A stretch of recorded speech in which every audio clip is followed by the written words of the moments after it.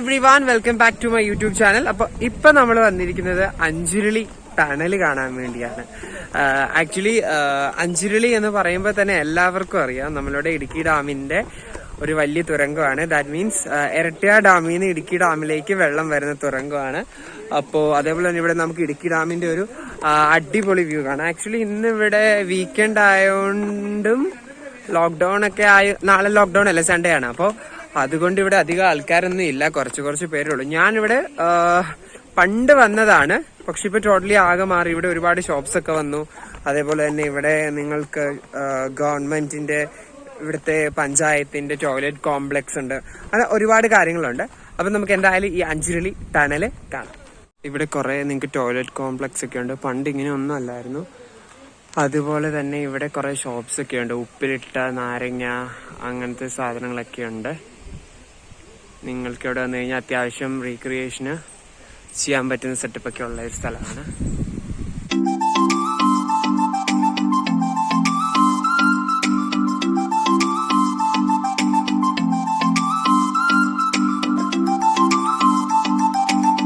അങ്ങനെ നമ്മൾ അഞ്ചുരുളി വ്യൂ പോയിന്റിലെത്തി. എന്റെ മോനെ നോക്കി, എന്താ കണ്ടിട്ട് തന്നെ പേടിയാവുന്നു. ആക്ച്വലി ഇത് ഭയങ്കര ഡേഞ്ചർ ഉള്ള ഒരു സ്ഥലമാണ്.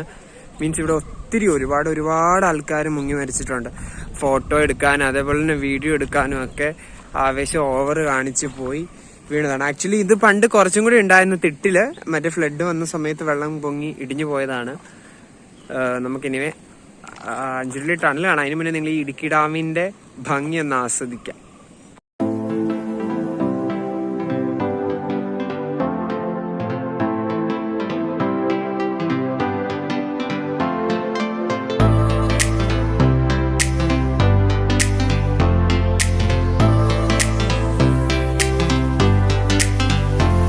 ഈ കാണുന്ന വെള്ളമാണ് നമ്മുടെ ഇരട്ടിയാർ ഡാമിൽ നിന്ന് ഒഴുകി വന്ന് വീഴുന്നത്.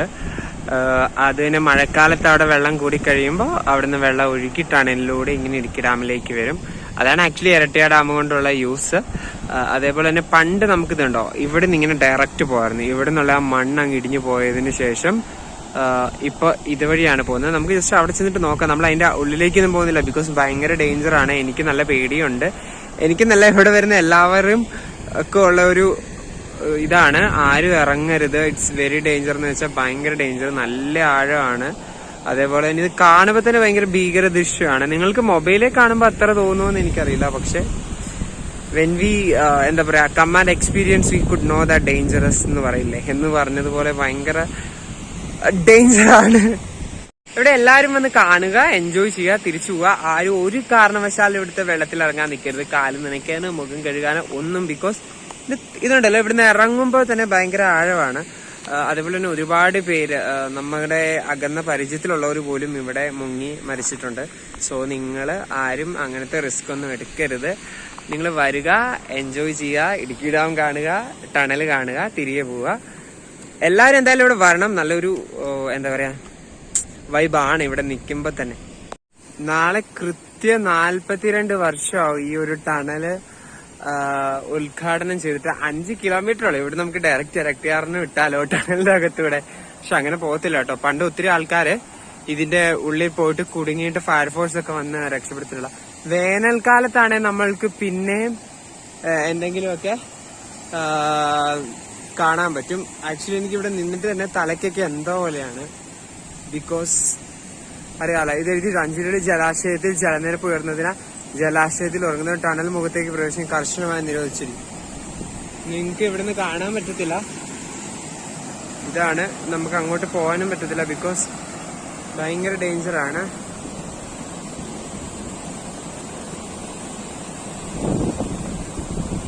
സുഹൃത്തുക്കളെ, ഞാൻ അതുവഴി സൈഡിൽ കൂടെ ഇറങ്ങി വന്നു. ഇതാട്ടോ അഞ്ചുരുളി ടണൽ. ഇപ്പൊ നമുക്ക് അകത്തേക്കൊന്നും പോകത്തില്ല, ബിക്കോസ് ഭയങ്കര വെള്ളമാണ്. ഇവിടെ തന്നെ ഭയങ്കര ആഴമാണ് ഈ ഒരു ഏരിയ തന്നെ. സോ നമുക്ക് ഒരിക്കലും വേനൽക്കാലത്ത് വന്നിട്ട് നമുക്ക് അതിന്റെ അകത്തേക്ക് കുറച്ച് കയറി പിക്സ് ഒക്കെ എടുക്കാം. 5 കിലോമീറ്റർ ആണ് ഇതിന്റെ നീളം ഇരട്ടിയാറിലേക്കുള്ളത്.